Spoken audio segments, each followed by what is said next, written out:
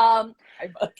So we took you through the full editorial process. We got your book to a great word count, which was still pretty high, I will say, generally speaking. But at that point, I remember that I had a conversation with you, Alice, where I said, Alice, please, can you self-publish this book? Because you have so much good marketing behind you. You've got so much good energy behind you. I will go ahead and say to the audience here, I generally don't recommend that unless I truly believe it, unless I really think someone can go the distance. Because if you're going to self-publish a book, you have to be able to promote the hell out of it. You really, really do. But I said to Alice, you know, you're one of the few that I actually think it would be a disservice if you went traditional. And I'll be honest, one of the reasons I chose to go self-publishing is by this point, having gone through so much editing and that with Lauren, having gotten to my book to the point that I was really happy with it, I knew that no matter what, if I did get picked up by a traditional ed company, that no matter who I went with, they were going to do something to my book. They were going to change something. They were going to take a character out. They were going to do things to it. And I was like, I spent 2 years working on this. I'm very happy with where it is now. I didn't want someone to come in and then start slashing my book apart. And I talked to a couple of people who had done traditional route and who were doing indie. They had made it clear that, like, actually I won an interview with an agent, which I got it after I decided to go publish, after I had decided to go and publish myself. And I'm really glad that I got to talk to this agent. I won it as a charity auction for a friend of mine who was fundraising for like some medical stuff. And I spent an hour talking to this agent, Cecilia, and she had said that no matter who you would get, they would change something and they would get control of your book. Meaning they could then do whatever they wanted with my book. I would get the money, but they would get control and they could do what they wanted. And I was like, I'm so glad I went the indie route, because my husband, when the editing was happening and that, he looked at me, goes, are you actually going to try to go traditional? And at that point I still had plans to. I said, yeah, why? And he goes, you are such a control freak. You hired a wedding planner for our wedding and then did everything yourself. He's like, you do not belong in traditional publishing because you do everything your bloody self. And I just looked at him and I was like, oh my God, that's true. And then He just knows you. Can we just take a step back and say that this man knows you so well? Like, well, I've been with him since I was 19. I've literally been with my husband for more than half my life at this point. He knows me inside and out, and I know him inside and out. So we know each other well. We're each other's best friends. Like, it's one of those things where when you get married young, I was 22 when we got married, you either grow apart or you grow together. And I was 22 and he was 25. No, 26. You know, he was already 27. It was the time of the year where he's 5 years older than me. And like, we grew into each other as a couple. So we got closer. And I mean, we're not perfect. We have our problems, but we figure everything out. And so, like, with COVID, we learned that we actually can work together, and we're at that good place in our marriage where we can spend all day in a house together and not kill each other. And we actually work really well together. So when he was like, you need to self-publish because I don't think you can handle someone else controlling this, I was just like, darn it, he's right. And that's when I was like, Lauren, forget the query letter and everything. I'm going to self-publish. And Lauren was like, yes, I wanted you to do this. Yep, absolutely. And I'll also add it and just say we see a lot of our nonfiction people go self-publishing, but it's fairly rare for fiction. Most people, they want to go and they get the agent, get the house, do the whole deal. And then if that doesn't work out, then they come back and they say, let's do self, but they usually want to try it. For that either. It is a lot. Yeah. It's a lot of 2 years for book one. I'd already been talking on social media about it for like 6 months or a year. I was like, I don't want to wait 2 more years to get this book out. That's insane. Yeah, absolutely. It is a lot of waiting. Absolutely. And so, I would say if you're a self-starter, and the biggest thing, if you are able to invest and what you're going to have to do is turn yourself into a publishing house. Okay. In order to do this well, then it's absolutely something that you can do. But I really think it has to be those two things. You're a self-starter. You've got that motivation, which, goodness, have you ever met a bigger self-starter than Alice? Alice has that energy for days. I feel like you're powering my house right now. My goodness. It's just like just connect you. That's that green energy. It's a situation where if you have that energy, that motivation, that passion, and you have the revenue, from somewhere. It can be from your job. It can be from your savings and wherever. If you can invest in it, then yeah, do self-publishing. And then you do get that control. But ultimately, the biggest thing I can say is do not do it by yourself. We see a lot of people, and Alice, you and I talked a lot about this. Bless their hearts. So now you're seeing my Southern come out. I'm originally from the South. All right. Well, bless their hearts. Bless their hearts. There are a lot of people who say, oh, well, I'm going to do it by myself, which means I'm doing it by myself. AKA, I might have a few beta readers and then I'm going to publish this thing. Please, for the love of God, do not do this. If you are going to publish your book, publish your book. You get one chance to do it. Do it right. Do it right. And this is the segue now. I want to talk about your publishing journey, Alice, because that has been an amazing journey. And you of course, is anyone surprised that Alice not only could just publish one book for the first time, but had to do two at the same time? Yeah, she didn't believe me when I told Lauren. I was like, you know what? I'm sending these like short stories to my newsletter. Maybe we should like put those together in a book, and then I can use it as a reader magnet. By this point, I had gone to like 1 or 2 online conferences, and everyone was stressing newsletters and reader magnets and that. And I was like, I'm already sending short stories to my newsletter. Why don't I put them all together in like a book? And Lauren was like, yeah, sure, Alice, no problem. We'll do that. It's great. And then I came back like a month later. I'm like, so here's my short story book. And Lauren was like, wait a minute, what now? And I'm like, no, I wrote it here. Because you have to realize so many authors talk big game and they're like, oh, I'd also love to do this. And everyone's sort of like, okay, so that would be great. So why don't you go and do, let's see what happens. Let's see what you're able to do. And, the creative process gets you, it's a lot. And no, it's not a lot for you, Alice. It's unbelievable. Yeah. You came back with that second book and I was like, okay, I guess we're publishing 2 books for you at the same time. And they came out on the same day. And they came out on the same day. That's absolutely right. That's absolutely right. I like how you evilly laugh. No, never. I'll tell you, pro tip for anyone who knows Alice, never call her bluff. Like if there is something where you're like, surely she won't. No, you're going to lose that bet. She will. She will, and she's done it already. So never call her bluff. No, seriously don't. No. So, let's talk I would say mostly about book 1, because book 1 is the main one. And do you want to show us book 1 here? That's that beautiful, the sky blue. Oh, I love that cover. I find it because my main character hates the color blue, but it's my favorite color. We got her. That's why my book is blue. Joke's on Alex. That's actually why I made her hate blue, because it's my favorite color, and it was just hilarious to me that my main character hates my favorite color. You're funny. Okay, so basically where we started is just figuring out your strategy, and that was the biggest piece to really start with. And I would say it has to be the first place that you start, because what we have to do is first position the book and say, okay, first of all, your book is I would say unique in the sense that it's going to be part of a planned 8-book series. So, okay, we really need to, like, what needs to happen for that to work? Okay, great. We've got that listed out. And then going back and saying, okay, now that we know what the book is, what are the literal categories? How are we going to place it? What are some pricing recommendations? What are the packaging recommendations? What is the audience going to want to see? Through that process, we discovered some really interesting things.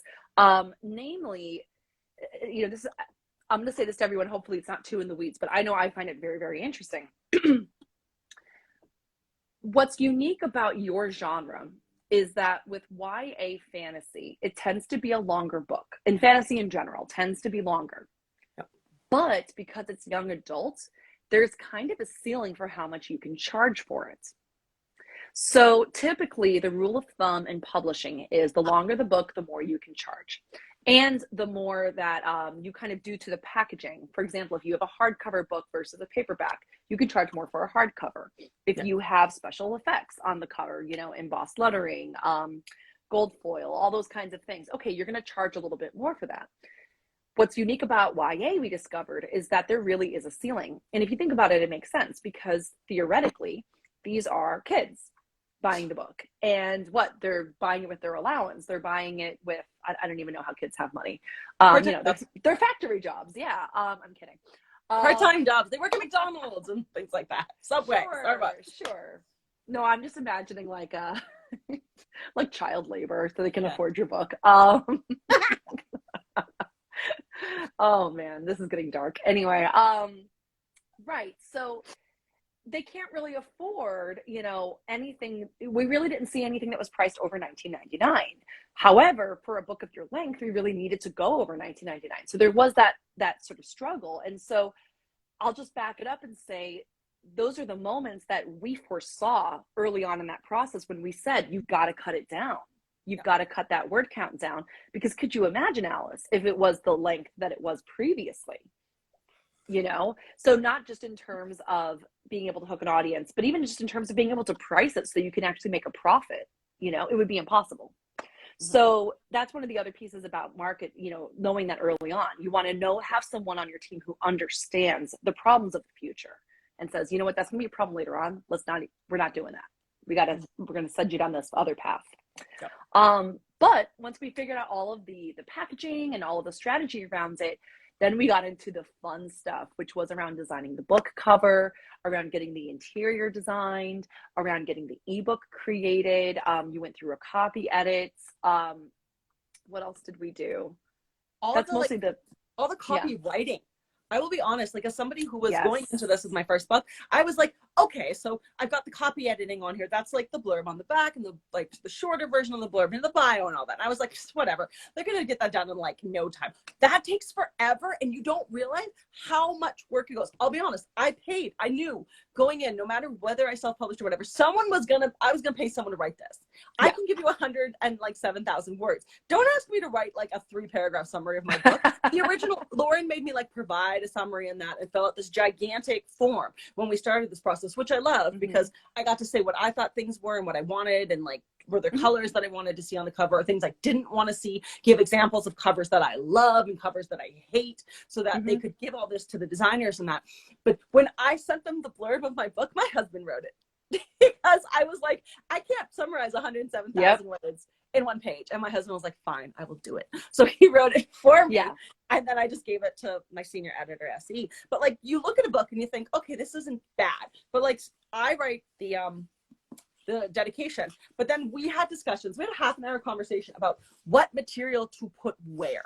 Like we decided that the map should go with the front because everyone wants the map. But then I have pronunciation pages and I have a kingdom descripting breakdown in that and timeline. And we made the decision to put that at the back of the book. And I have heard this not just from Essie and Lauren, but that sometimes people like on ebooks get really mad when they have to keep swiping to get to the actual book. So we made the decision to put all the other stuff in the back of the book. But we had a half-an-hour talk just going back and forth on this and looking, and like all of us when we have a meeting with my senior editor Lauren and I, all of us are sitting like with bookshelves behind us. So we're literally like, well, how do the bigwigs do this? And we just turn on and we're both like, one of us is like a Holly Black and I'm like looking through Sarah J. Maas and then Essie's got something else. And we're all like, well, they did it this way. Do we want to do it like this person or like this person? Or wait, this one came out this year. Is this the way to go? And we're literally standing there all just flipping through different fantasy books or YA books being like, well, how does this company do it? Who are we going to emanate in my book? And it was just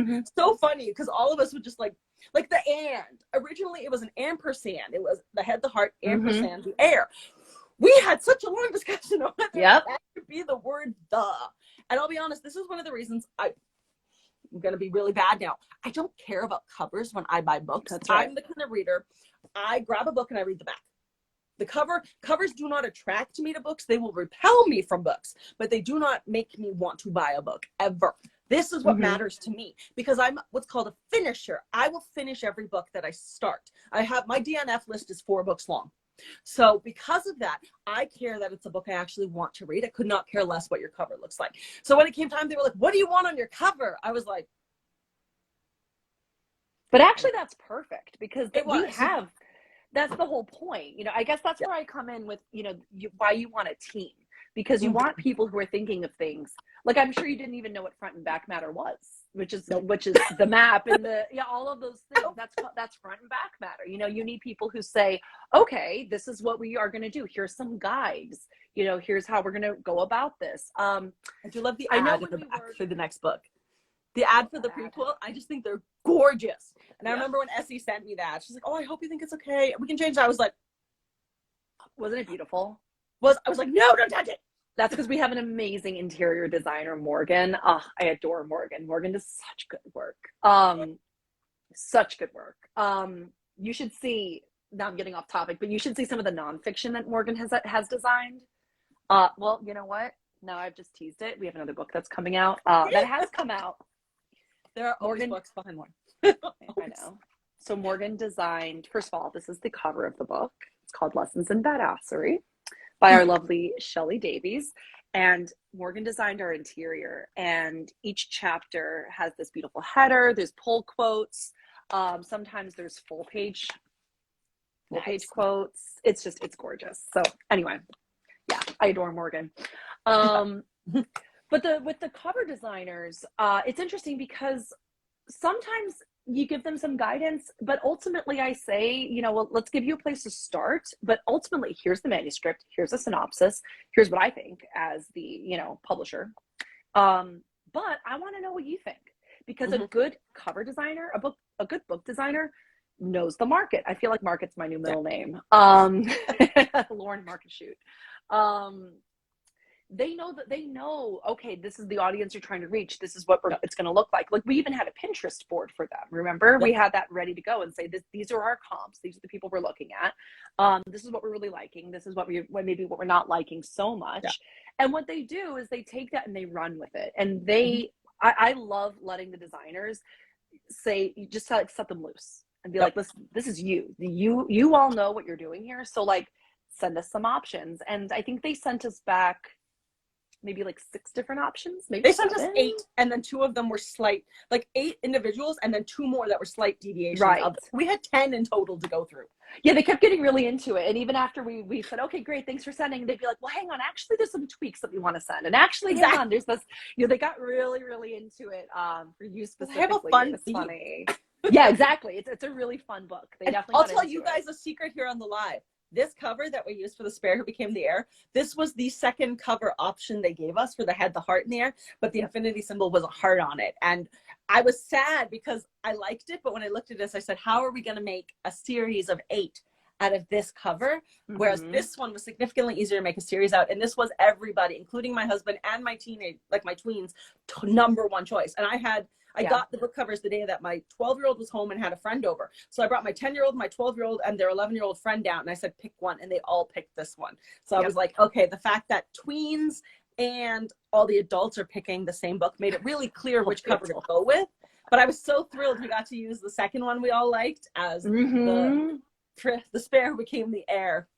Yep. That was so lucky because there are a lot of times where, you know, you do get a lot of covers and they're sort of like, oh, but that's such a close second. It's really beautiful. I wish we could, you know, use it. Yeah. And luckily for you, we were able to. Yeah. That was so wonderful. I'm so glad you brought that up. I'm so happy that we were able to use that.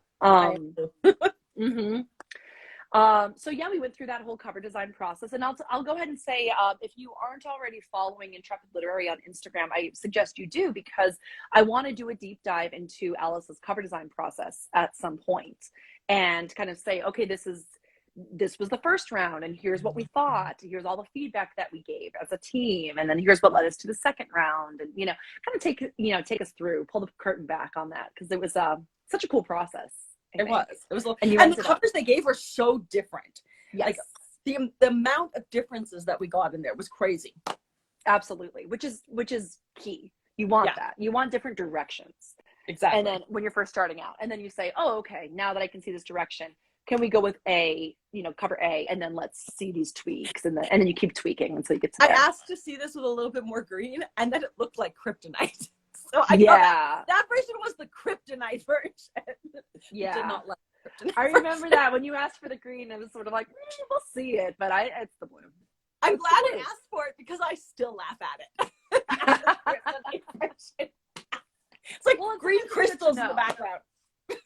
Sometimes you need to see it to really know that is. As soon as I saw it, I was like, oh, no. It's not what was in my head. This is just a no. That is funny.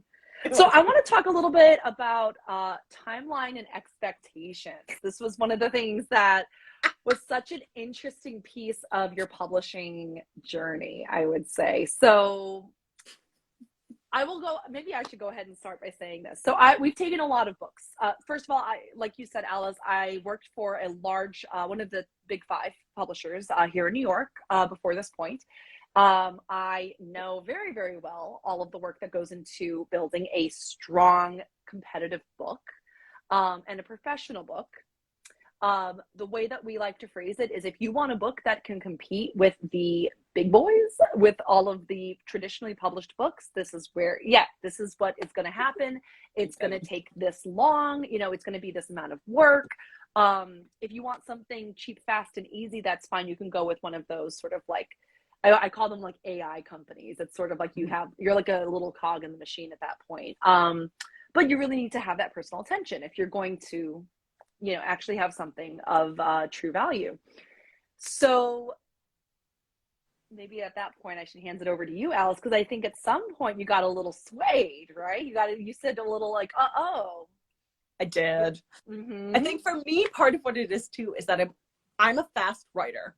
And as Lauren mentioned before, like I have this weird energy, and you should not take my writing speed, and that is unusual. And in this particular conversation where I was complaining about how long everything took, and I had the nerve to complain at Lauren that it was going too slowly. And Lauren's like, girl, do you know how hard we're working on these books? She's like, you need to accept that you write fast and you write well fast. So when you write quickly, normal people cannot keep up with this. She goes, our process is designed to follow the flow and make sure everything is done meticulously.